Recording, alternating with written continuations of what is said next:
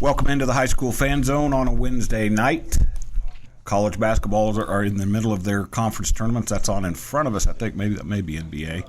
Mike Gustafson always takes care of me and leaves something on TV for me to distract me because he knows my old man ADD will get me in trouble. I think he does it on purpose.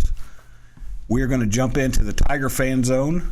We're talking friendship baseball for the first time this season with Chad Reynolds if you're watching on TV, Chad Reynolds on my far left. Chad's oldest son, only son. Only son, Weston Reynolds, is right to my left, and Kolton Christie in between. Kolton's a junior. I'm going to tell you something I told Coach the other day about a catcher hitting leadoff. And Weston is a senior. You guys are – this is not going to surprise you, Chad, because you know what I'm going to say here. I know you – how many seniors did you lose last year? A bunch. But 15 or so, yeah.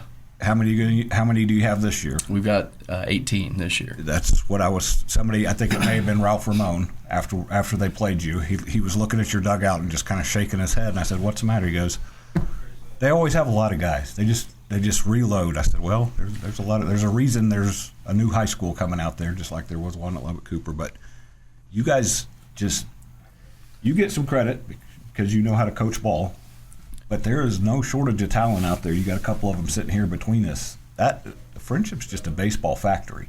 You know, there's a lot of good kids. We're very blessed to be in the situation we're in. And there's another school coming. Selfishly, I hate it, but it's going to be a good thing for kids. We can get Paul Page on the phone if you. Yeah, right. I'll get you to talk about it. No, it's. But he's right. We do have a lot of good players. It's a fun place to coach. And what's cool for you guys is, especially like Weston, you had to wait your turn because there were a lot of guys that could throw the ball. Kolton, you played a lot last year, so you were that. But Weston, being around the program as long as you have, as close as you have, what's it like to have to? I don't want to say have to. You watch older guys do what they do. They set that example. You finally get your chance. How hungry are you when you finally do get up there? Well, it's pretty special because I've been around it for so long and been waiting my turn for a while. So it's pretty special to finally get a chance to. Bat boy when you were little? Yeah, I get it. Yeah. I'm sure you've been around quite a bit. Yeah, probably navigated the bus a few times. Helped Coach Rajo with his maps on his phone. He's been around it a while. That's one good thing about having teenage kids. I've got a teenage daughter at home, and if I don't know something on my phone, she's the one that helps me. So, Kolton, I mentioned you played some last year, but you had to work to get on the field with that team. I'm trying to remember the final record last year. Oh man, because you won district again. Yes, sir. 27-10 maybe. Yeah, something like that. 27-7, something like that. And just another incredible run. You did get on the field. We're going to talk a little bit about where you're hitting in the lineup now. You were the backup catcher to a guy who was pretty good at what he did a couple of years, Hudson Hutchison, who's now wearing purple at K-State, which is hard for me to accept. Oh, yeah. But I told him I'll root for him. I don't know if I'll root for the Wildcats. What did you learn as you were kind of working your way in that you've taken to the field this season? Well, last year I just never expected to play outfield, and I always wanted to be in the lineup. I always staying extra, just trying to get my reps in, just trying to find a way in the lineup, and just like always just sticking to the grind, keeping my nose down and always working, just sticking to it. And it continued to this year. I'm keeping the same mentality. Even though I'm supposed to be one of our guys, I'm still the same mentality, still working at the same pace, still trying to be our guy. Had you played outfield before last year? Rarely. So it was a new spot, and I adapted pretty well. So you can kind of appreciate what Jose Altuve is going through right now. Oh, yeah. A little bit different, but he gets paid a lot of money. I'm going to guess that he I'm sure he's happy out there. We kind of threw him in the fire. It's that old deal. If you hit, you play. Exactly. And he had some opportunities limited in the tournaments, and he hit. And so first district series, we had to find a place for him. And so what a better time to throw him in the outfield than the first district game. He'd never even been out there. Yep. Probably didn't even go out there during BP. And said, hey, you're playing left today. And his eyes got big, and he hadn't been out of the lineup since. And so, he's a baseball player. So Coach knows I covered LSU baseball for about 8.5 years. The former coach, Paul Maneri, is a good friend of mine, and he said exactly the same thing you did. If you hit, we're going to find a place for you. At the college level, first base, there's this misnomer that first basemen aren't athletic and aren't. That's 0% true because when you get to college, you got to play a little bit. And you guys are, I want to say this and hopefully not offend anybody, you guys are as close to a small college program because of the number of guys you have.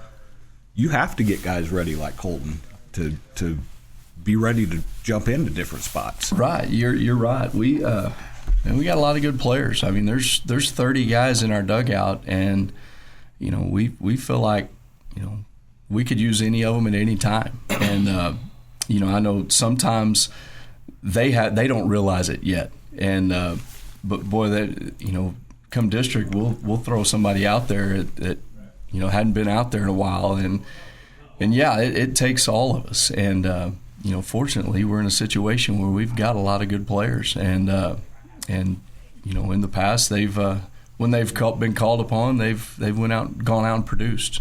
So that carries over because I was talking to a guy yesterday. Mr.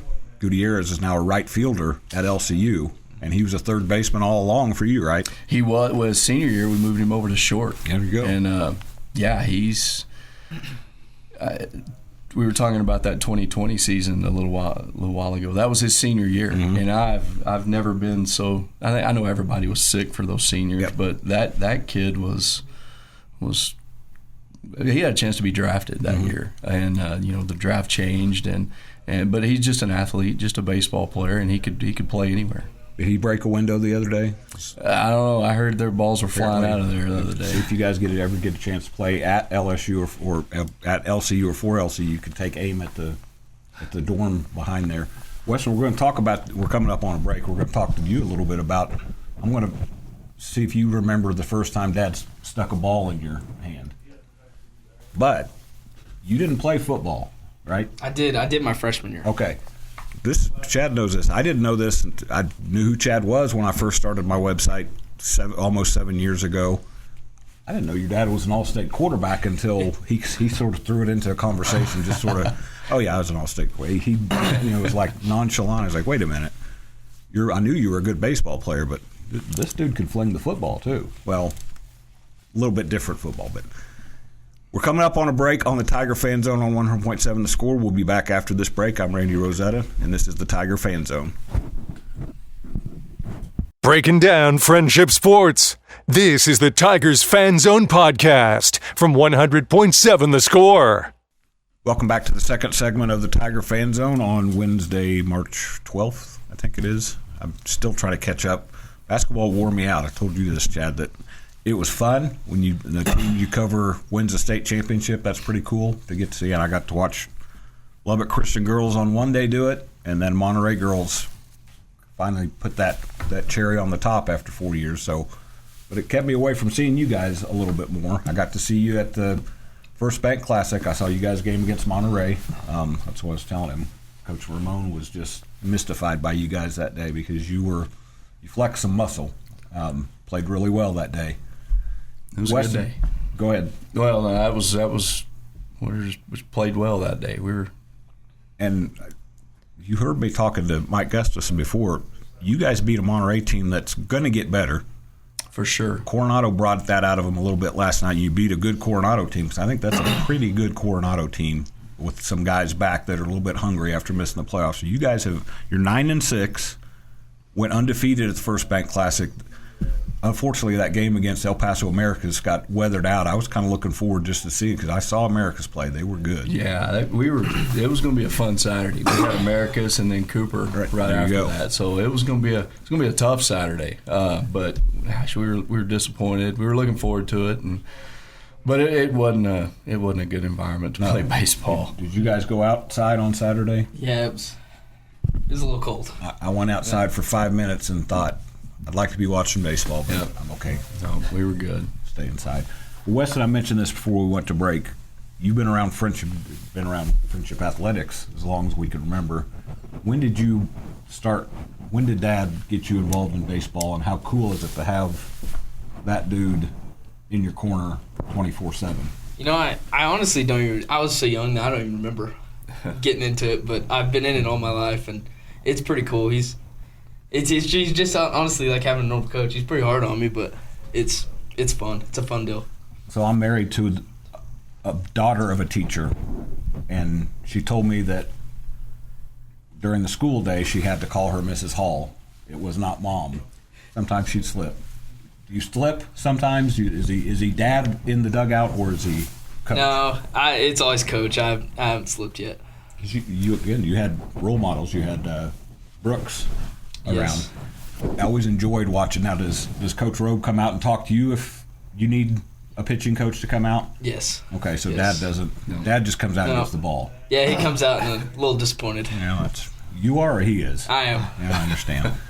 Because I always enjoyed watching when Brooks and Dad would be out there. I was thinking, how's that conversation going? And then thinking, Mom's probably sitting in the stands going, be nice.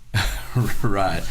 Yeah, that's we've had a lot of coaches' kids come through, and I've been fortunate enough to watch how our other coaches have handled it, and they've been great examples, and they're great coaches, but they're also great dads, and so it's been they've been good mentors to me on how to handle it, and so I try to just treat him like anybody else. And well, you played for your dad in football. Mm-hmm. What positions did Jerry coach? He was the offensive line coach. Okay. When I was in high school, and so yeah, we would.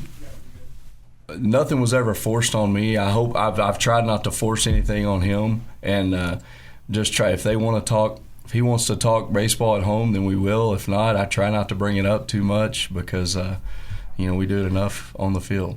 There's Brad Crow at Lubbock Christian told me the same thing once, that once you got out of the car, it's dad and daughters or dad and son. We try to, sometimes I don't, but I try to separate it because I think it's just better for him, better for my wife and daughter too. That's the important thing. So Kolton, I don't know how much Dad and Mom coach you, but what's really cool, and when I saw the lineup and was writing it down the other day, so I'm old school. I still use a scorebook. I think I've got it with me. I can't. Game Changer's great, but I still have to have my. You're hitting leadoff and you're a catcher, which is very unique. We're coming towards the end here, but when Coach told you, okay, we're going to stick you in leadoff and you're a catcher, how did that kind of hit you? Because that's a rare combination. Man, I was all about it. I love starting the tone, especially on the away games. Getting the first at bat, setting the tone, first pitch, trying to hunt early in the count. Nothing better than getting an extra base hit first thing at the leadoff spot. Is just nice, great feeling. I like to set the tone. Now I know Hudson used to hate being courtesy ran for. Are you okay with it, or do you look over there once in a while and try to talk him out of it? I love it. Every now and then I'll DH a game and I'll run. I'll try to get me a bag or two. Always looking to steal or delay steal. It's the only time I saw Hudson get a little cranky with you. You're right. And I know there was one game late in his career he was like, just let me in. You got to do what you got to do. That's going to wrap us up on the Tiger Zone. We'll be back after the break with the Pirate Fan Zone on 100.7 The Score.